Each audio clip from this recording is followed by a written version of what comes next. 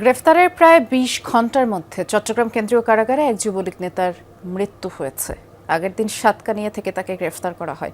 পরিবারের সদস্যদের দাবি, জমি নিয়ে বিরোধের জেরে তাকে ফাঁসিয়েছে প্রতিপক্ষ।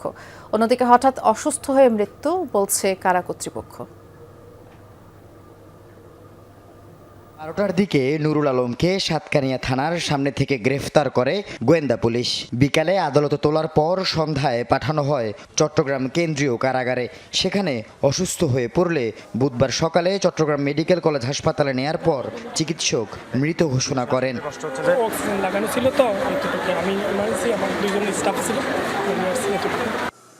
কারা কর্তৃপক্ষের দাবি, বুধবার ভোরে নুরুল আলমের শ্বাস প্রশ্বাস নিতে কষ্ট হচ্ছিল। এ সময় তিনি বুকে ব্যথা অনুভব করছে জানালে হাসপাতালে পাঠানো হয়। তবে হাসপাতালের জরুরি বিভাগে কর্তব্যরত চিকিৎসকরা জানান, সকাল ৮টায় মৃত অবস্থায় আনা হয় নুরুল আলমকে। উনি তো সময় দেয় না, উনি সকালে কেস টেবিল করতে বলছে আমার খারাপ লাগছে, শ্বাসকষ্ট হচ্ছে, কষ্ট লাগছে, এটা আমরা হরাইছি, সময়কে হরাইছি, ডাক্তার মৃত্যু ঘোষণা করছে আর কি। ডেড বডিটা আসলে আসছিল, আসার পর আমরা ইসিজি করছি, ব্রড ডেথ ছিল, তারপর আমরা ডেথ সার্টিফিকেট দিচ্ছি। তো কারণ যেহেতু জানি না, এটা কজ আননোন দিচ্ছে। নুরুল আলম সাতকানিয়া উপজেলার ডেমশা ইউনিয়নের যুবলীগের যুগ্ম আহ্বায়ক। পরিবারের সদস্যদের দাবি, বছর দুয়েক ধরে রাজনৈতিক কর্মকাণ্ডে সক্রিয় ছিলেন না তিনি। কোনো মামলাও নেই। রিয়াজউদ্দিন বাজারে ব্যবসা করতেন। সাতকানিয়ার কেরানীহাটে জমি নিয়ে স্থানীয় কিছু লোকের সঙ্গে বিরোধ ছিল। এ নিয়ে শুনানিতে অংশ নিতে গিয়েছিলেন সাতকানিয়ায়। শুনানি থেকে বের হতেই বিস্ফোরক মামলায় গ্রেপ্তার দেখানো হয় তাকে।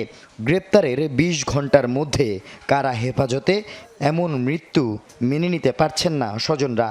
সোয়ানাজি, মোহাম্মদ আরিফ, ওনারা মোটা অঙ্কের টাকা খাওয়াই আমার ভাইকে ধরাইছো, আবার মোটা অঙ্কের টাকা খাওয়াই মেরেও ফেলাইছে। কোনো অসুস্থ ছিল না, ওনাকে কিছু মানে কি বিষ পান করে খাওয়ার মধ্যে দিয়ে এই জিনিসটা কি ওনাকে হত্যা করা হয়েছে। ওনাদের প্লেন ছিল, ওখানে ওদের মানুষ ছিল। নুরুল আলমের বাড়ি সাতকানিয়া উপজেলার উত্তর ড্যামশা নাসিম মাস্টারের বাড়িতে। স্ত্রী ও ৩ সন্তান রয়েছে তার। আল আমিন শিকদার, যমুনা নিউজ, চট্টগ্রাম।